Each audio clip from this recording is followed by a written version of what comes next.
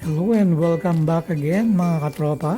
Ito ang classic, ang pork adobo with itlog ni Tito A. Yan, super dry pinatuyok na adobo guys. Talaga namang napakasarap. Simple lang. Okay, let's start. Okay, may ito yung ating pan. Lagay muna tayo ng mantika. Aking sikreto rito guys, sinadamihan ko yung garlic, no? Ginigisa ko muna. Okay, meron tayong minced garlic in water, tsaka yung ating native na garlic. Paghahaluin natin. Yan, isautay natin. Medyo swirl natin yung ating pan para kumalat ng ating garlic. Medyo mag-brown na konti. Ayan, medyo nakita nyo naman maraming garlic yan guys, no? Ayan ang secret ng masarap na adobo, garlicky. Okay, medyo na chop na natin, na slide natin yung ating gagamitin pork kasim. Naka ready na. Okay, medyo brown na yung ating garlic, bango. Kunin natin yung ating sliced na pork. Asan na ba? Teka, kunin ko muna. Ganda ng garlic, brown na brown. Haluin natin ng konti. Drain ko muna yung pork kasi nugasan ko, no, para hindi matubig pa.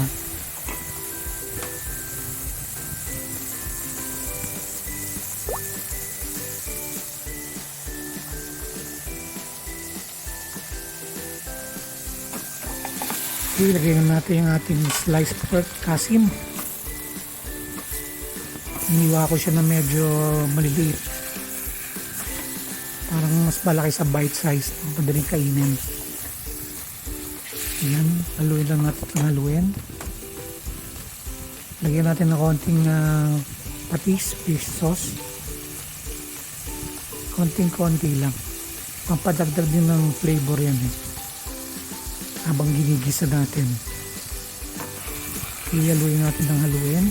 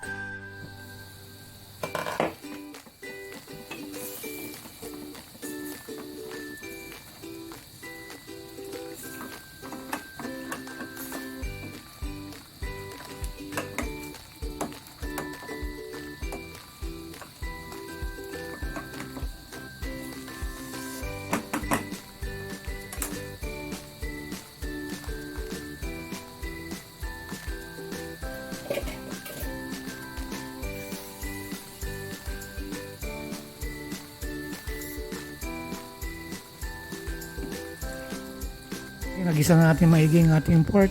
Time to add mga 2 cups of water para sa ating pagpapalambot. Then lagyan na rin natin ng soy sauce. Tansyado lang, no guys, huwag masyado madami naman. Medyo maganda lang ang parang brown lang ang dating. Kasi patutuyuin natin yan eh. Okay, after ng soy sauce, lagyan natin na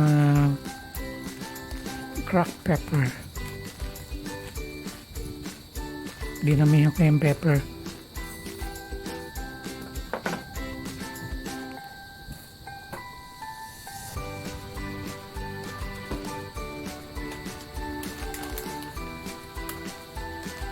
Okay, yung ating bay leaf, dalawa lang.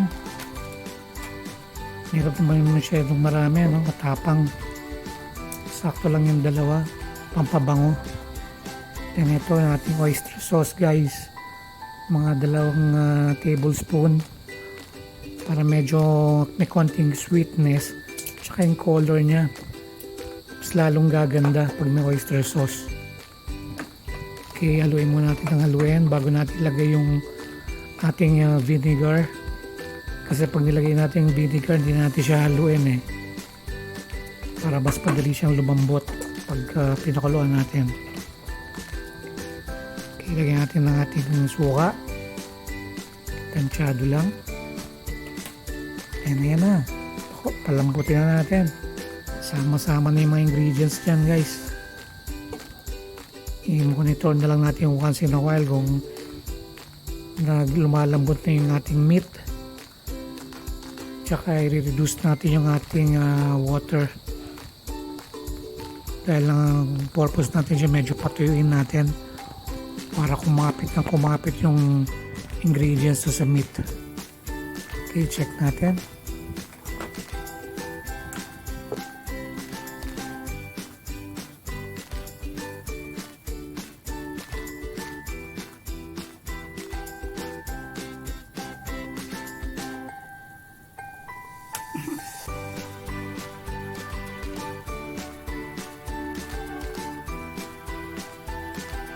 Yan guys, ganyan lang kasimple ang ating adobo, no?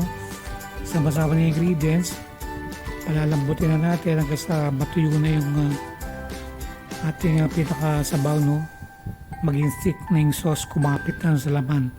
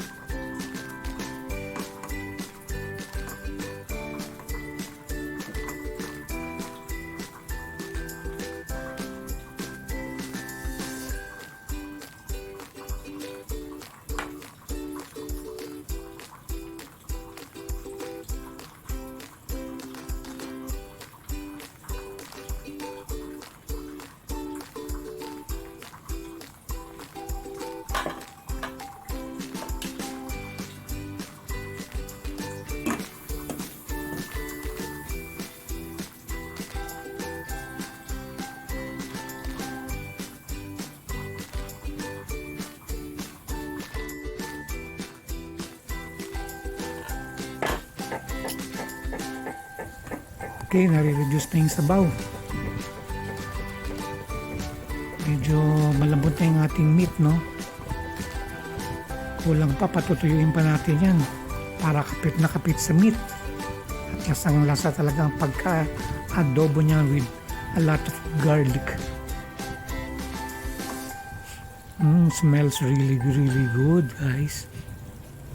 Konti na lang. Malapit na nating lantakan ulit to.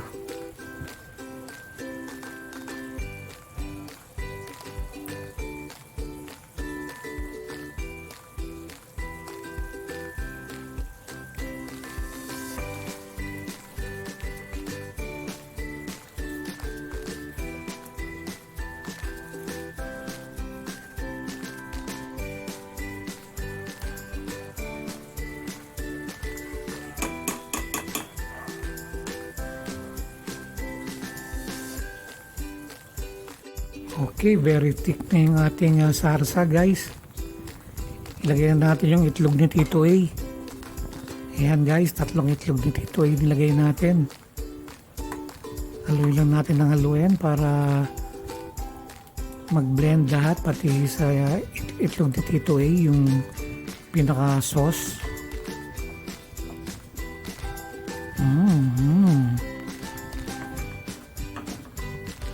Okay, the waiting is over.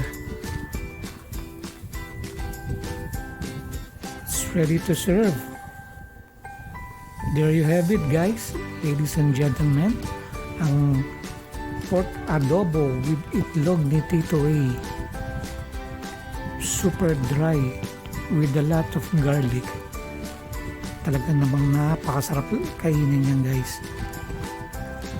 Okay, thank you again guys for watching my video. Salamat po muli. Till my next vlog. See you around and God bless. Have a good day. Bye!